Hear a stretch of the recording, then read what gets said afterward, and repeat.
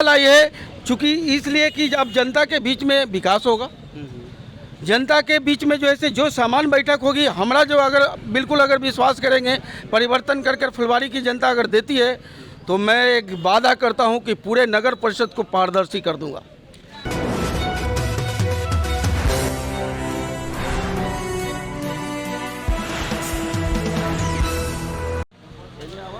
नमस्कार, मैं दीपक विशाल और आप देख रहे हैं बिग न्यूज़ 9। चूँकि बिहार में नगर निकाय चुनाव की घोषणा हो चुकी है, चुनावी बिगुल बज चुका है और तमाम प्रत्याशी अपने अपने स्तर से तैयारियों में जुटे हुए हैं। लगातार हम बिहार के उन तमाम जगहों से चीज़ें दिखा रहे हैं कि क्या स्थिति है, कहाँ पर किस तरह की माहौल है। फ़िलहाल हम फुलवारी शरीफ के ब्रह्मपुर बाज़ार में हैं और यहाँ पर मौजूद है हमारे साथ संजय सिंह जी, जो कि मुख्य पार्षद फुलवारी शरीफ के मुख्य पार्षद के प्रत्याशी के रूप में चुनाव लड़ने की तैयारी कर रहे हैं। हमारे साथ मौजूद हैं। हालांकि अभी वर्तमान पार्षद ये है भी, और इसके अलावा इस बार भी फिर से चूँकि मूड बदल गया है। पहले था कि वार्ड पार्षद के वोट को काउंट करके एक मुख्य पार्षद या पार्षद चुना जाता था, लेकिन अब जनता डायरेक्ट चुन सकेगी एक मुख्य पार्षद और उप मुख्य पार्षद का। तो चुनाव का तरीका बदल गया है, रणनीति बदल गई है। अब देखना ये है कि संजय सिंह जनता के बीच में किस तरह से जाते हैं और क्या इनका प्रभाव रहेगा। बहुत बहुत स्वागत है संजय जी। हाँ, क्या तैयारी है और किस तरह की रणनीति? देखिए, पहले से मैं पार्षद 5 साल समाज में बिल्कुल काम कर चुका हूँ। समाज ये देखती है कि अनुभव उनका कैसा है। 5 साल का मुझे अनुभव है और लगभग जो है ये समाज तय उसी को करती है जिसके पास अनुभव हो। समाज में व्यवहार, अनुभव और नगर निकाय के अधिनियम के अनुसार चलने का उसका अनुभव, ये सारी चीज़ मेरे साथ जुड़ा हुआ है। और हर समाज में लोग जो है मुझे जानते हैं और मुझे विश्वास है कि समाज मुझ पर विश्वास मेरे व्यवहार के, मेरे अनुभव को तजब्बो देगी और तजब्बो देकर जो है बिल्कुल परिवर्तन करेगी। नहीं, अभी जैसे पिछली बार जो था वो वार्ड पार्षद एक मुख्य पार्षद का चुनाव करते थे, लेकिन अभी जो डायरेक्ट जनता चुनाव करेगी तो कितना मुश्किल रहेगा? ये तो मुश्किल नहीं है, ये जनता के लिए तय करना है कि मेरा मुख्य पार्षद कैसा हो, और जनता तय करेगी तो निश्चित है कि जो मुख्य पार्षद बनेंगे वो जनता के बीच में जाकर वो अपने काम करेंगे, काम को वर्क करेंगे और जनता से हर राय लेकर वो आगे बढ़ेंगे।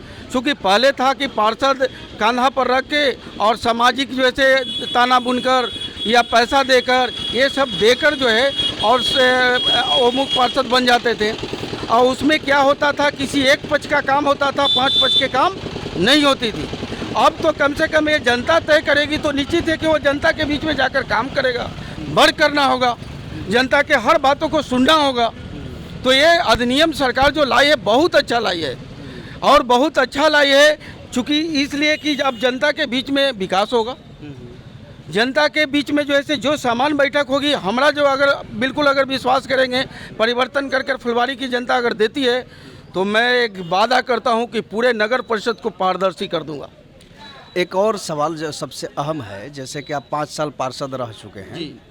इसके बावजूद भी आपके क्षेत्र में जो विकास की दर है उसको कैसे देखते हैं? क्या लगता है कि आपने पिछले दर में जो काम किया था, क्या इस बार उससे ज़्यादा होना है?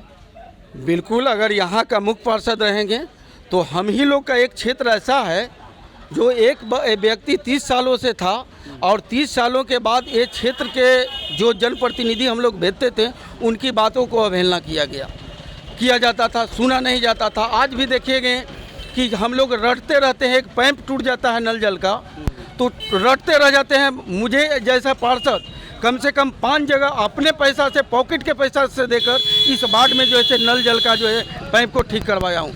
बहुत जगह जो है अभी भी पानी था, अपने पॉकेट से दे के पैसा दे के 2 टेलर 4 टेलर दे के आम जनता को जो है मैं अपना वर्क किया हूँ और ये 5 साल गुजारा हूँ। तो लोग ये जानते हैं कि संजय जी हैं, ये ऐसा शख्स है जो पैसा कमाने के लिए नहीं, जनता के सेवा के रूप में आए हैं। और इसका एक परिणाम निकला है कि यहाँ आज जो है मैं अपने ऊपर दान देकर यहाँ अपने बिल्कुल विकास के प्रति सचेत होकर आज 5 साल में 16-17 करोड़ का काम मैं किया हूँ। तो लेकिन एक वीरान वार्ड मिला और 15 साल बिल्कुल काम ही नहीं हुआ। लेकिन अभी जो काम वर्क हुआ है तो अब काम को बुझाता है कि काम कहीं हुआ है, इस वार्ड में काम लौकता है। लेकिन बहुत सारी चीज़ें हैं जो अभी अधूरा है। अगर मुख्य पार्षद बनते हैं तो निश्चित है कि यहाँ की जनता को जो अधूरा काम है उसको पूरा करेंगे। अभी जैसे आपने कहा कि जनता हमको चुनेगी और विश्वास है जी। प्राथमिकता क्या होगा? जैसे कि अभी आप जब चुन के आते हैं तो क्या आपका एजेंडा क्या होगा? प्राथमिकता क्या मेरा एजेंडा होगा कम से कम सूर्योदय उगने के पास पहले पूरे जो है से नगर का जो है से सफाई जो है से आपका नींद टूटने के पहले हो जाना चाहिए। पहला प्राथमिकता। हर घर का जो कूड़ा जो उठाव है, जो अभी सिर्फ खाना पूर्ति हो रहा है, हम लोग 54 लाख रुपया आरके कॉर्पोरेशन एक है जो निकाय का, वो 54 लाख रुपया पर मंथ जा रहा है, लेकिन उसकी खाना पूर्ति हो रही है। निकाय से जो है हर घर का कूड़ा नहीं उठ रहा है। 260 लेबरों के पेमेंट होती है और मेरे यहाँ अभी 140-50 को लेबर हैं। वो पैसा कहाँ जाती है? जनता यह जैसे हिसाब 30 वर्षों से जो है उस जो पद पर एक व्यक्ति है उनसे मांगे, और वो मांगेगा जनता। अगर हम हो गए खुदा से ऊपर की देन से तो मैं भी उसकी हिसाब जो है एक का मांगूंगा कि ये पैसा कहाँ गया।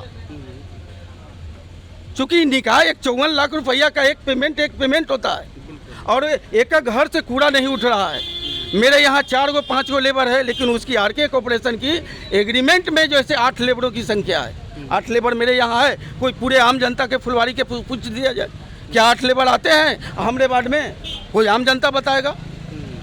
लेकिन पहले जो थी कि हम लोगों को बात को नहीं सुना जाता था। 8 गो 10 गो वो लोग मेजॉरिटी में रहते थे और धर्म की बात कर कर वो सत्ता में चलाते थे। लेकिन अब तो धर्म की बात नहीं आएगी।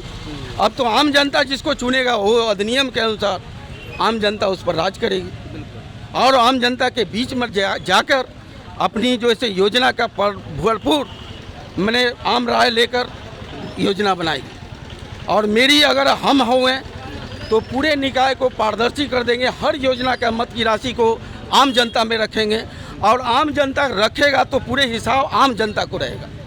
एक और सवाल है, जैसे अभी आपने कहा कि मैं पारदर्शी कर दूंगा तमाम योजनाओं को, ये तमाम लोग करते आते हैं। सबका जितने भी प्रत्याशी हैं सबका मानना ये है कि हम ये कर देंगे वो कर देंगे, लेकिन चुनाव जीतने के बाद वास्तविकता में वो चीज़ें होती नहीं है। तो जनता आप पे भरोसा क्यों करे?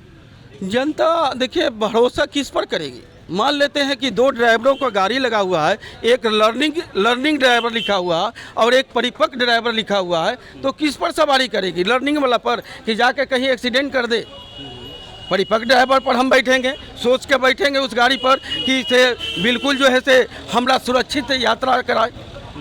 तो मेरे साथ 5 साल का व्यवहार है, नगर परिषद का अनुभव है, बीच में रहकर मैंने वहाँ सीखा है अधिनियम को अनुसार। निकाय के अंदर से जैसे जाकर मैं सीखा हूँ अपने क्षेत्र के बारे में, हर क्षेत्र के बारे में मुझे अनुभव है कि मुझे क्या करना है। आज लाइट की ये सेल की आती है बात, जब लाइट के लिए यहाँ से बात हम रखते हैं तो लाइट के लिए कहा जाता है कि लाइट होता ही ना, जो कि भारत सरकार यह लाइट निर्धारित की थी कि पूरे भारत में ये सेल कंपनी लाइट लगाएगी।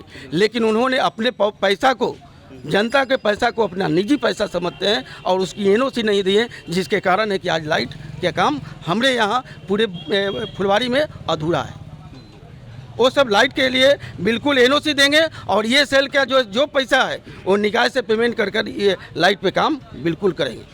आखिर में जनता से क्या अपील करना चाहिए? जनता से यही अपील करेंगे, सबका विकास, सबका प्रयास, आप परिवर्तन करो, मैं विकास करूँगा। जय फुलवारी, विजय फुलवारी। चलिए यही बात करता लिए। तो हमारे साथ मौजूद थे संजय सिंह, जो कि फुलवारी मुख्य पार्षद के प्रत्याशी हैं, और इन्होंने अपनी बात जो रखी है उस पर जनता कितना खरा उतरती है, जनता को तय करना है। आप देखते रहिए बिग न्यूज़ 9 और जुड़े रहिए हमारे साथ। नमस्कार।